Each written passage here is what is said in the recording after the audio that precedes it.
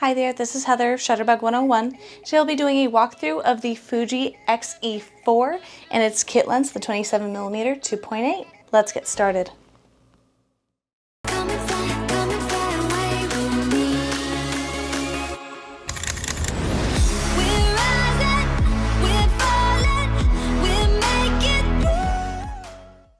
The Fujifilm X-E4 is a 26 megapixel crop sensor rangefinder style mirrorless camera that has 425 focus points, a tilting touch LCD screen, and has a continuous drive of 20 frames per second. It also has 4K video up to 30 frames, a microphone port, wireless built-in, and has USB charging for when you are on the go. This camera weighs less than a pound, and its small stature and pancake kit lens make it a great street and travel camera. Today we will be discussing the doors, buttons, and menus to help you navigate this camera a bit easier. So going over the Fujifilm X-E4 today, you'll see that this camera is fairly small, no grip there, which is something that I found was a bit of a downfall, but overall it has a very classic feel, very classic look. And the reason it is called a rangefinder style camera is because it has this viewfinder option here. And this viewfinder being on the side of the camera, very similar to how you would see old film cameras, rather than it having a window here, it is an electronic viewfinder, so it does see what the camera is determining, how the picture is going to come out, which is what's so great about a mirrorless camera. Now, it does have a kit available. This is going to be the 27mm 2.8 lens that it comes with, a fantastic street lens or just a general travel lens if you like to capture the community or environment that you're in. If you like to take pictures of the landscapes, it's a fantastic lens. It does still have the aperture ring available on it from 2.8 all the way to f/16 or A for auto if you want the camera to determine that. But because it is a 27mm, that means it is a prime lens, which means no zoom here. So this is going to be for focusing, and that's pretty much it. It does have removable lenses, so that's what this button's for, is to remove the lens, and then to put a lens on, you just line up the red dot with the red dot on the camera, and then you turn and click. Very, very simple, very, very easy. You can see we do have an adjustment wheel here, which is going to change certain things in our general settings. Going to this side of the camera, you can see that there is not much there, so we'll go to the other side, and you'll find that just going over the layout of this camera, it is very, very simple for a Fujifilm. There's very little to it. A lot of it is going to be inside the camera, which we will go into in detail. But on this side of the camera, you can see that we do have a door here. This door is going to give us our mic port for if we want to use an external microphone. That's also going to double as the remote port. So depending on whether you have a shutter release or your microphone plugged in, you can't do both at the same time. It has to be one or the other. You do have a USB-C port here, which is going to be for charging and transferring. And then you do have an HDMI port here as well to connect to an external screen, whether it be a television, a computer, or just an external monitor for video. You can do that with that port there. At the bottom of the camera here, you can see that we have our universal screw mount. That's going to be for any tripod that you purchase. It should have this option here, and then in this door here you're going to hit this switch, it'll pop right open, and this is where your card and battery are going to be held. Going to the top of the camera here, you can see that this is probably going to be the most detailed area here on the outside of the camera. You can see this is where we have our hot shoe. This is where you're going to put your external microphone. This is where you're going to put a external flash, as this does not have one that's built in. Then we have our shutter speed dial here. Now, if you have ever used a film camera before, something that has manual controls, the aperture ring and the shutter speed dial are going to be very, very familiar to you. But if this is something that's totally foreign for you, a good way to start out with this camera, if it's something that you do eventually want to start using manually, the red A's mean that it's an automatic mode. So if you have both of these on the red A, it's essentially automatic on this camera. However, if you wanted to, say, set a certain goal for yourself, For example, you were taking pictures of a person. You wanted to get that nice blurred background, sharp foreground, but they were posing, not moving. You could probably leave this on automatic and make sure that you set your aperture ring to 2.8 to ensure you get that nice blurred background. Versus, say you were going to a sporting event and maybe you had a longer lens than this, and you knew that you had to freeze that motion. At that point, who cares about the blurry background? You're like, I just need to get that person nice and still. So you would naturally use these faster numbers here. The higher the number, the faster that shutter speed's gonna move, because remember, these are all in fractions. So this is 1/4000th of a second, 1/1000th of a second, 1/250th of a second, all the way down to half a second, and then timer and bulb as well. Bulb is when you're going to use that shutter remote to hold the shutter open for an extended amount of time. That could be for Milky Way photos, star trails, that could be for amusement park rides if we ever get back to that point. Otherwise, you can just stay in A. We have our on and off switch here next to our shutter button. So when you push your shutter button halfway down, that should focus. You push all the way down and it will take a picture. We do have a shortcut button here. It is black and flush, so it is very easy to miss. But what this button is programmed to do is when you hit that, it actually controls your ISO control. This is your sensitivity to light. So you have different automatic modes of limits that you can set. I was shooting on an ISO that was automatic, and I had it chose between 160 and 3200. I felt that that was a pretty safe area to be in, and that's probably what I would recommend if you're just getting started and you're still learning your shutter speed and aperture. This dial here is going to be our exposure. Now, for me personally, because I do have a different camera that has this option and it doesn't have the lock, I always accidentally change this guy. It's so easy to turn and there's no lock option on this. So you'll find that with this setting, if you go to positive numbers here, it's actually going to make the scene brighter. You go negative numbers, it's going to make the scene darker. So it's an easy way to adjust your lighting a little bit if it tends to be a little bright or a little dark depending on where it's metering. So it'll allow you to adjust that light accordingly without changing any of these major settings. But again, this is something that you will want to double check every now and then, or if you see, why are my pictures seem so bright all of a sudden or dark? This may be your issue. So that'd probably be my one complaint about this camera, is that it doesn't have a lock option on this. And then of course we have the Q button here. That's going to be our quick menu. Our quick menu is going to be on the back of the screen here. It's going to control a variety of different things, and you're going to move that around using the little joystick here. So this first option is actually going to be our general mode. So right now it's on program mode, which is generally automatic. If you change one of these, it's going to change that mode there. Otherwise, you can set it to a custom mode. The next one over is going to be our ISO and which ISO setting you want to do. Then we have our white balance, and of course you adjust all these and change the settings on these with this adjustment wheel in the front.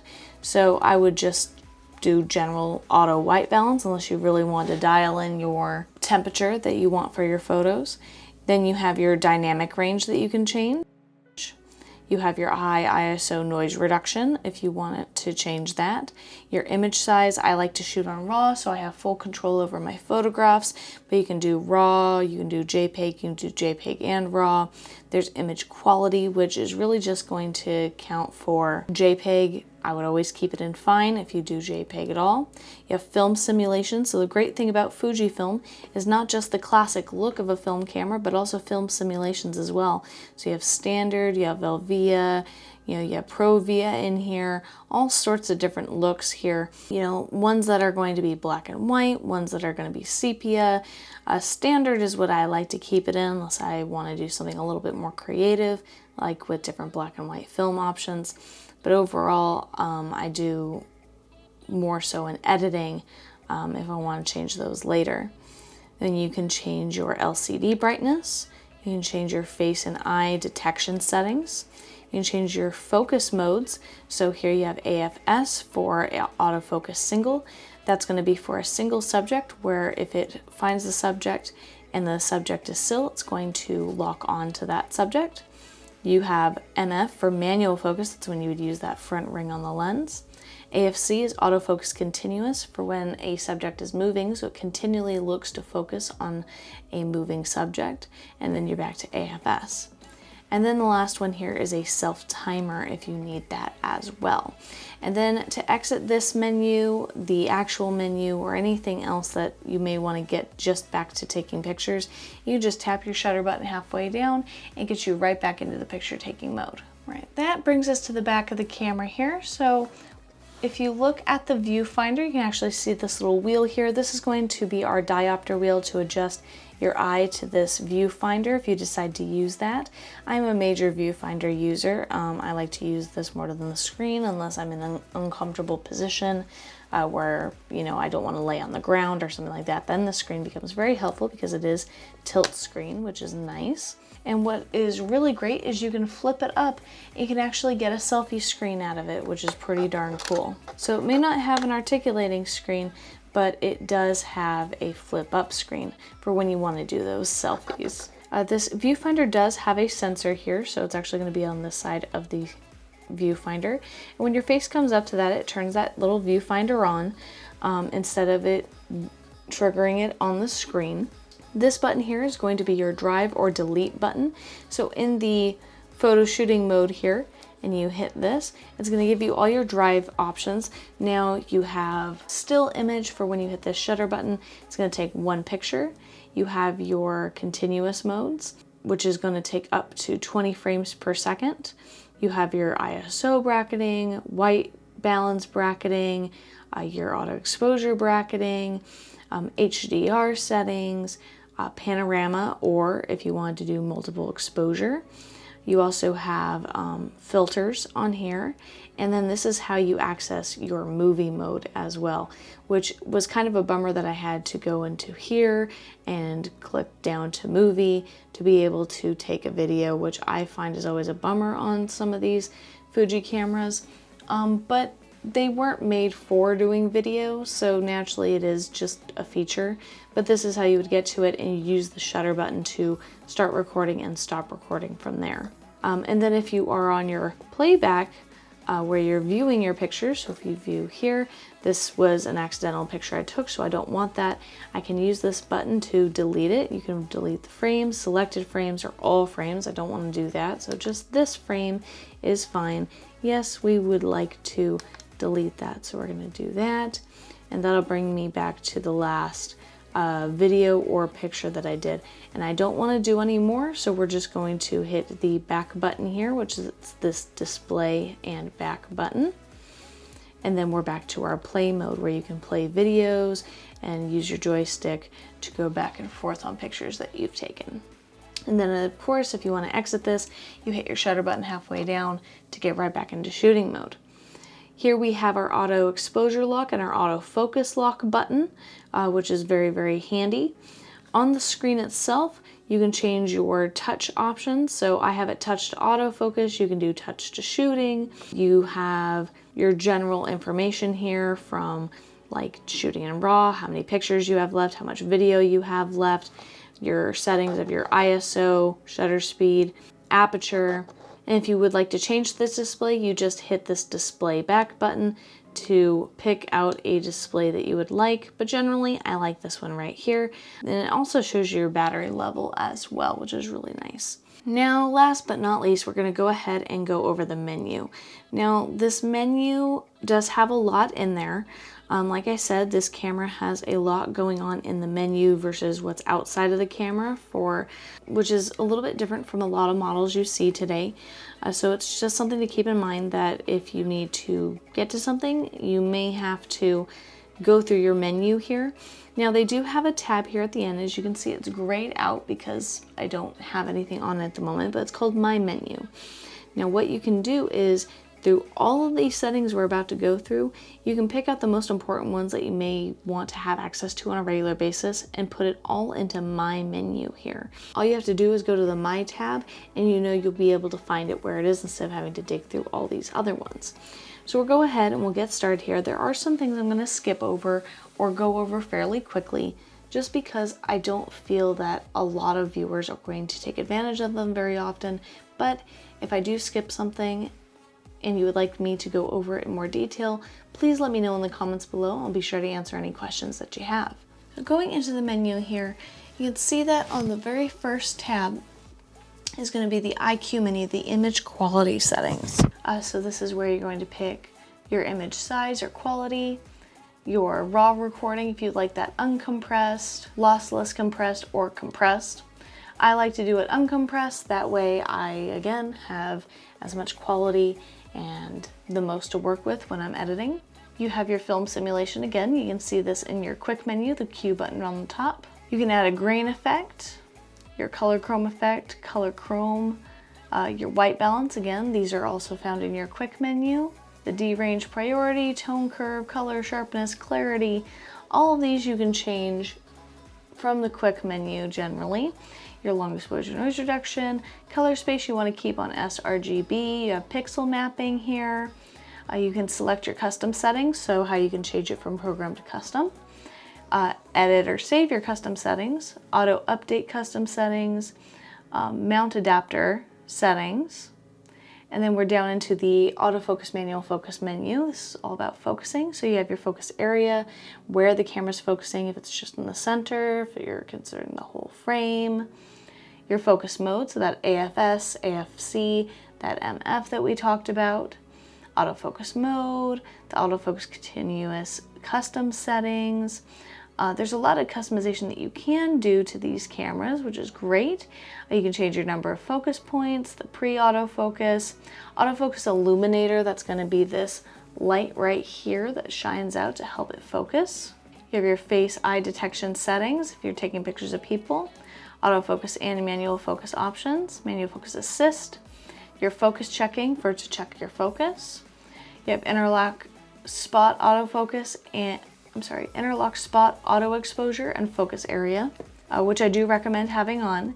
Instant autofocus settings, depth of field scale, release and focus priority if you want it to take the picture no matter what, even if it's not in focus, or if you want to make sure it grabs onto focus for something before it takes a picture.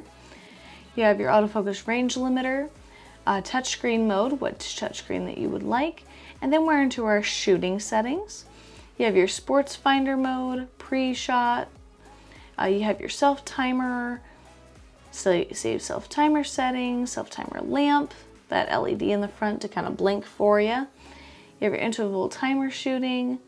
You have different bracketing options, your film simulation bracketing. So these are all just general things that you can play with. If you have some time, if you're taking a picture of a landscape, you want to try some different things.